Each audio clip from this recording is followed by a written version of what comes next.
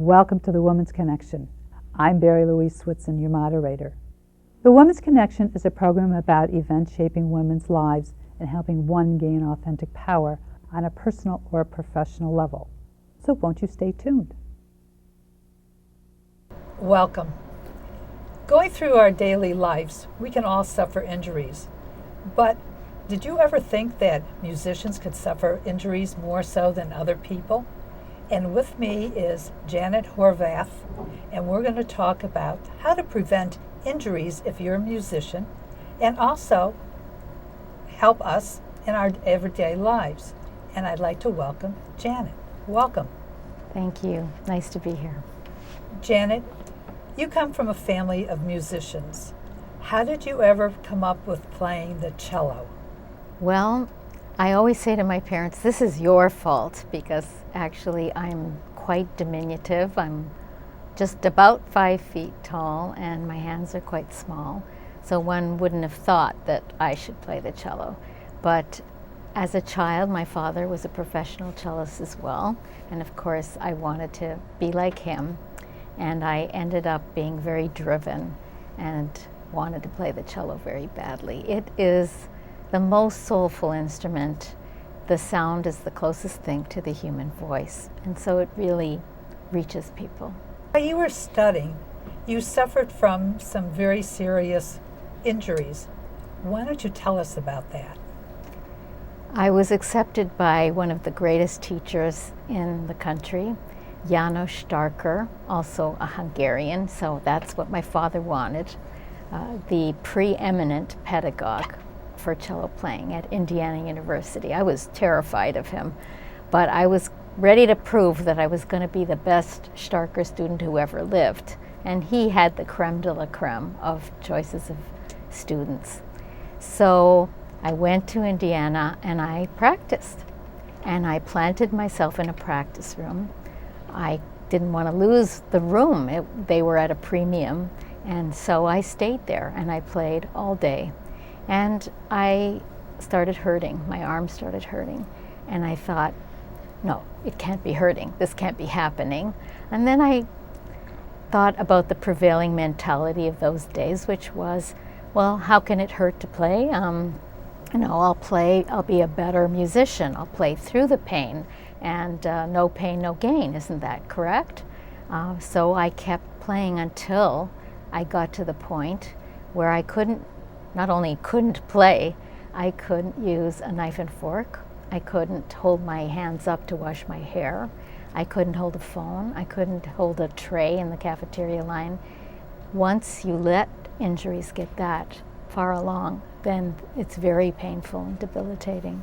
Well, what I'm surprised about is that when you're learning how to play, they didn't tell you safety precautions so that you don't become injured. Well, that's a very good point, Barry. Actually, very few teachers, even today, have been trained in injury prevention.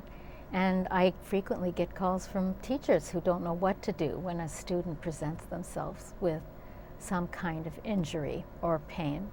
So what we're learning today is that most of these injuries are cumulative, sometimes over years, of awkward postures, repetition, and poor posture. And of course, no one ever said that this position was a good position to be in. Some of our positions are very awkward and required by the instrument.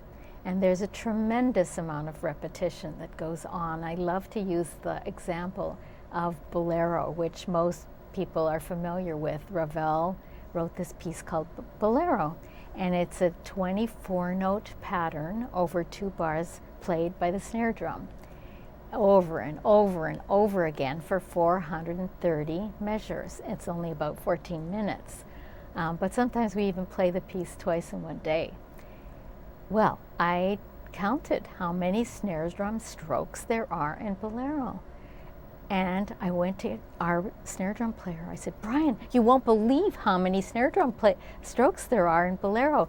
Do you have any idea? He said, well, I don't know, Janet, 800, 900, I don't know. I said, no, there's 5,144 snare drum strokes in Bolero. He says, oh, Janet, I don't want to know that. Don't tell me that. you didn't really count those, did you? And I said, well, yes, I did. He said, you need a hobby. But actually, it also doesn't take into account the tremendous control to be unwaveringly steady in rhythm throughout the whole piece, as well as starting inaudibly and building to a huge climax towards the end. So even we as musicians are not aware of the kind of repetition that we subject ourselves to on a daily basis. What led you to write your book, Playing Less Hurt? Well, what happened was I actually wrote it in self-defense. When I finally recovered from my injury, it meant starting from scratch. Basically, I built my technique up from the beginning again, eliminating tension, trying to play with more ease, and trying to understand the danger signals, knowing my limitations. We all have some. Some people have shorter necks or droopy shoulders or narrower tunnels in their body. And it took me 6 months to recover. And then I thought, well, everybody needs to know about this stuff. And I became known as the Hurt Lady. And my phone started ringing off the hook, especially after I got my position and obviously lived to tell the tale of having survived an injury and becoming an elite professional. And I was running around my house trying to find good material for these people who didn't know where to turn. And so I wrote my book, initially self-publishing, before that became in vogue. And I really had no idea how it would sell or what would happen. But I was able to sell out in the first 6 months, and over the last decade I've sold more than 10,000 copies. What are some of the repetitious injuries that people get as a musician that you have to be aware of? Because you've been doing it so long, you just do it and don't think about it. What should they be looking for? Musicians should always be thinking about it. And I tell people, I'm not a genius, but I have it on my mind all the time. How can I make this easier? How can I give my body a little mini break, which I'll show maybe some of these stretches in a little bit. I am always thinking about my posture, and it's really hard when you're very enamored of a piece or a conductor's beating in your face, demanding you to play faster or louder or harder. In order to really prevent these injuries, you have to really think about it all the time. How can I make this easier? There's no stigma attached to having an instrument that's a little smaller, that's lighter, that's easier to play, a bow that's lighter. It's very important not to hold awkward positions. So when you have to get into 29th position, or you're doing a very awkward thing on the trombone, say, or you're holding a very big stretch on another instrument, to get out of those positions that are away from neutral, that are not natural. Not holding chords, not holding stretches, to release quickly and relax in between whenever it is possible to do so. While you're performing, what can somebody do to alleviate the stress associated with performing? Well, I call them my on-stage tricks. We're actually taught to sit like statues, and sometimes when we're recording or when it's very, very soft, we're afraid to even breathe. We certainly are very good at stifling sneezes and coughs, but we do this to the detriment of our bodies, that we don't allow ourselves to wiggle a little and move, because the static part of our playing is what builds up the tension in your body and then leads to knots and then injury. It's very important, first of all, to sit with good posture. People aren't aware that the best position is to have your knees descend from your hips. That way your pelvis is put in the right position and your weight can be forward on your feet. And very often we're stuck with the worst chairs, those low folding chairs, even some chairs that are molded or slope backwards. And that puts your body in a C curve where your weight goes backwards. Actually, what you need to maintain is this lumbar curve at all times. And if you can't maintain that with the chair, you can purchase these wedge-shaped cushions that are bigger in the back that will put you leaning forward. So anybody who's really tall will, on a low chair, feel like their knees are in their face. And for me, I'm short, and sitting back, my legs are dangling.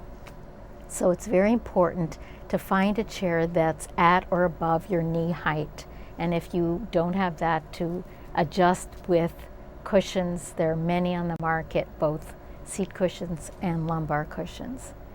Then it's very important not to turn your torso. You can imagine what that's doing to my back already.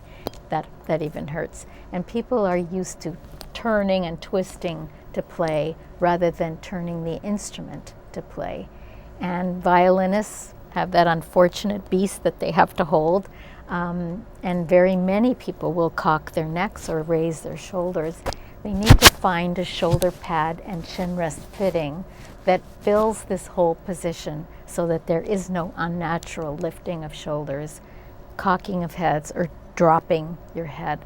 So we really want to maintain what would be a natural neutral position at all times. So heads erect, shoulders down, not lifted, torso erect, weight on your feet and forward. And then you can use all your weight to play, and even a small person like me can make a huge sound. If you're sitting at a computer all day long, you still need to make sure that you're sitting properly. I know my father would never let me slouch in a chair. It was like, Barry, sit up! And I really appreciated that years later, of course, not while he was screaming at me to sit up straight. But there's so many other things that you can do at the computer or even playing an instrument that seems to be overlapping. Exactly. I wanted to point out that one injury that most people seem to know about is carpal tunnel syndrome. It's become the malady of the 21st century, actually. And really, those keys, they're not hard to push down. It's the repetition that's the problem. And I often show people that if they put their fingers to their wrist, that's where the carpal tunnel is, and you wiggle your fingers, you will feel 9 tendons and membranes that have to go from your neck all the way down your arm into your hand. And this poor tunnel can get inflamed from all that repetitive motion and squeeze the median nerve, the nerve that originates up here, goes all the way down your arm. So any unnatural position in your hands can cause this to be a risk. If you deviate, if you reach for that pinky key on the computer or at the keyboard of the piano or on the cello, if you raise or lower your wrists, that also increases your injury risk. So just as Barry just pointed out, it's true that you need to sit with the same good posture at a keyboard as you would at a musical keyboard. What would you say are the most prevalent injuries that musicians suffer from? More than 50% of the injuries that we see are overuse injuries. People have heard of tendonitis. Well, when I went to school, Indiana University Music School was in Bloomington, and we called it Bloomingtonitis. But it's actually overuse, where it's a cumulative effect of playing too much, playing too intensely, too long at one time without breaks, and awkward postures. So overuse inflammation, the muscles get really sore, the tendons are inflamed. These are the major injuries that we do see. Like the general population, we see lots of shoulder injuries. Shoulder injuries occur from playing with your arms at or above shoulder height. Well, there's practically no instrument that one doesn't play with our arms up. And we have that in common with any laborer who is a wallpaperer or anybody who works with their arms overhead. Shoulder injuries are prevalent. We see lip, jaw, and jaw problems in wind and brass players, neck and shoulder in flute players and other wind instruments. We have lower back issues with people that have to sit without any back support, like the harp player, the piano player, cellists have a high rate of back injury. So we pretty much run the gamut of injuries. In your book, you were saying that young children at 5 years old who play an instrument are now suffering from hearing loss. Is this becoming more the norm because of an instrument, or is it because of all the iPods and iPads and everything else that's coming out? Well, maybe 5 years old is a little bit of an exaggeration, but it is now true that 1 in 5 teenagers can't hear consonants, can't hear wind, and can't hear rustling and rainfall. And that is because people have no idea how loud everything is in our toxically noisy world. And in fact, if any of you have an iPhone and want to get Decibel Ultra, it's a free app, you can see how loud things really get. Now let me just explain a little bit about how decibels work. 85 decibels is considered safe for 8 hours a day. Talking is about 60 decibels. And decibels work logarithmically, which means that you can allow yourself 8 hours at 85 decibels. But at 88 decibels, you can only do 4 hours because it's twice as loud, half the amount of time. At 91 decibels, you're only allowed 2 hours. And then 100 decibels, it's only 15 minutes. iPods have been capped at 100 decibels in Europe, but in this country they can go, you can crank it way up, and people tend to do that when there's really loud ambient noise around and you want to hear your own music, so you crank it up. And people have no clue that really you shouldn't be listening at those volumes for more than a few minutes a day. Decibels are really loud on stage, especially if you are sitting in front of a trumpet, for example, or in front of the percussion. The highest frequencies are the most damaging. Piccolo, hi-hat cymbals, trumpets, soprano saxophone, those would be major offenders. But believe it or not, violinists' left ear are all challenged because of their proximity to the F-hole on the violin. And it's almost across the board that there are left ear injuries in violinists. Now, people think that hearing loss is the worst scenario. And there isn't one day that I don't see in the newspaper some full-page ad about hearing loss, getting hearing aids. And they are available and they can help.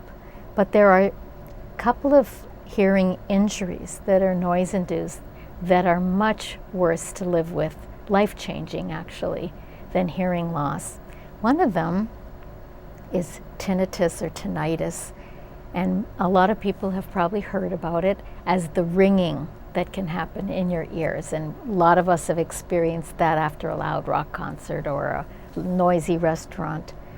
That ringing in the ears for some people is actually roaring in the ears. It's like a jet plane in your head, and nobody else can hear it. It's really your brain rattling. That makes it impossible to sleep and impossible to go to a noisy situation. Those people really are devastated and depressed about this terrible injury. And believe it or not, there are millions of teenagers who already have this injury, and millions of adults in America have this injury. Now, the opposite injury is called hyperacusis. This is the total breakdown of tolerance to all sound. These people want to hide in their houses because everything seems to be turned up on high for these people. And that's, again, a noise-induced injury which is life-changing. And these injuries can occur without hearing loss. So it's really very important to protect your hearing. I noticed a lot of musicians are wearing not hearing aids, but earplugs. I know I can't go to a concert without a pair of earplugs, because the music and the talking and the volume that they crank it up is so nerve-wracking that I don't see how all these people can sit through it. Isn't somebody saying something or doing something about this problem? I wish they were. I think it's the last pollution that we haven't addressed. I mean, we have eyelids. We can shut our eyes if something, we don't want to see something, but we don't have earlids. I don't want to be subject to somebody else's music all the time. And literally there's nowhere to go where it's silent and where one can even think. And hearing loss used to be considered an old person's disease, but it isn't anymore. And it's really important to wear earplugs in these situations where you're going to be damaging your hearing. There are several really good earplugs that are available over the counter. If you get them in right, you squeeze them and roll them and pull up your ear and hold it for 10 seconds, then they give you good protection. Musicians can use these specially developed earplugs called Etymotic Research ER hearing protection. They have 3 different filters. You can get them at 25 decibel levels. Those are the best. 15 decibel levels and 7, which doesn't do enough, I don't think. They reduce the decibel level across the board so that you don't hear your own swallowing, your own tongue, your own heartbeat, which makes those squishy ones hard to play with. These are developed specifically for musicians. But there's a new one on the market called Matrix, and these had been made for young people. They have a solid center and they're spongy like the others. All you have to do is pop them in and pull them out. These earplugs cost pennies if you buy them in bulk. You can get them in 3 different gradations. The green ones are a little more protective than the blue ones, and they really work very, very well. I carry them all over with me for those unexpected descents from an airplane onto the tarmac or leaf blower you have to walk by. And especially for a musician, you want to save your ears for your art. You've got some other instruments that you've brought with you to show how you can alleviate some of the pain. Do you want to share with us I call it the S curve here? This particular one is called the back knobber, and I like to travel with it because I can undo it and throw it in my suitcase. The original one is called the Theracane, and if you just Google Theracane, you can find it. It has nobules on the ends, and you can get these spots that get so tight for all of us who work leaning forward over an instrument or over a keyboard, and you can really get these spots in your neck. You can get those points in your back and self-massage, basically. I have one at home, I have one in my locker at work. This is a great tool, and if you can't afford to have a massage every week, these are terrific. Okay. Yeah, no moaning, I always say. Oh, hey, that's pretty good. Yeah. Oh, that really feels good. I'm going to have to get one of these. I like this. If you want to have the same effect, you can get this kind of a ball or a super ball. You can go to a toy store and get one for $1.25, and the spot that's really feeling like a knot, feeling really sore, or you can lean against it on the wall and rub up and down. You can use a tennis ball too. I just find that these get into those smaller spots better. So you can nail a problem before it becomes an injury by eliminating the tension that may be in a certain spot. I noticed also that in your book you were talking about I call it just a tube that you just lie on flat. Right. And it's like, oh heaven, you just relax and the whole body relaxes and falls out. It's a common exercise tool these days. It's called the foam roller. And actually, this round, you can get them in all kinds of psychedelic colors. And a shoulder physical therapist told me that if you don't do anything else, lie on this, and it opens up your muscle and relaxes. So you want to have it go along your spine. You support your head and you support your tailbone, and you lie with your arms spread out, and that gives you quite a good stretch.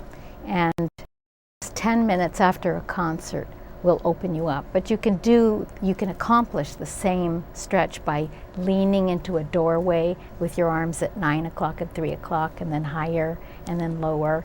And it's really important to stretch that part of your body out. Now, you self-published your book. What kind of experience did you have by self-publishing at the beginning? What I was getting myself into, all I know is that my husband said, "Hey, did you know that writers only get 7% of the gross of the book? We're not doing that. We're going to self-publish." And I thought, yeah, sure, why not? So, of course, we had to do all the steps that one has to do. Hire a cover artist, an editor, a copy editor. We had to get it printed, all those things. We had to proofread over and over and over. We had to get the drawings done. So every step of the way, we did all those things. This was before social media. Now I'm a Twitter freak and a Facebook fan. But in those days, going back 10 years, that was not common. And we had boxes of books in our house. We had bubble wrap everywhere you look. We had to take the orders. We had to go to the post office. It was a very big job. But I sold a lot because people were just making a beeline towards me because it was very needed. What other tools are there that people can maintain while playing an instrument? There are lots of props and splints and orthotics out there to help. Obviously, the chair position is really, really important. But there are great straps, supports that hold instruments, even on the chair in between your legs, for oboe and clarinet and bassoon, some great harnesses. There are people that become injured because they're tight, and tight muscles are injury prone. But actually, loose people are also vulnerable. People who are, quote, double jointed or lax, hyper lax, have their fingers buckle, and their teachers yell at them, "Keep your fingers round." And so the effort of keeping the finger round causes these people to press too hard, whatever instrument they're playing. So now there are splints that support these joints. This is a silver ring splint that's made by the Silver Ring Splint Company. It's a prescribed medical device, and they're even fashionable. And it supports, this one supports this joint so that it doesn't buckle and become injured. Physical therapists can make you, that's what they're trained for, to make you a splint that can support an aching joint or an aching area. And these are very effective too. Of course, you can have a splint that's flesh color, so it's not so obvious to your audience members if you want to wear this. This actually is a man's pinky finger, so it's obviously very big for me. So these have to be fitted. They're prescribed medical devices. There are lots of things out there. All these props and tools are in my book. My book addresses every instrumentalist. Janet, in the closing moments of the show, what would you like to leave the audience with? I'd like to let people know that it doesn't have to hurt to play. And if you go to somebody who says you're a sensitive artist and you're so hysterical, and go home and take a couple aspirin and go back to playing, then you need to find a performing arts medicine specialist. It doesn't have to hurt to play. If you do sustain an injury, you need to allow yourself the time to heal properly and get a good diagnosis, because several of these injuries have the same types of symptoms, and something that helped your friend may not help you. Prevent getting to that point that I did, where you can't even use a knife and fork. some of these injuries can be totally fixed if you catch them early.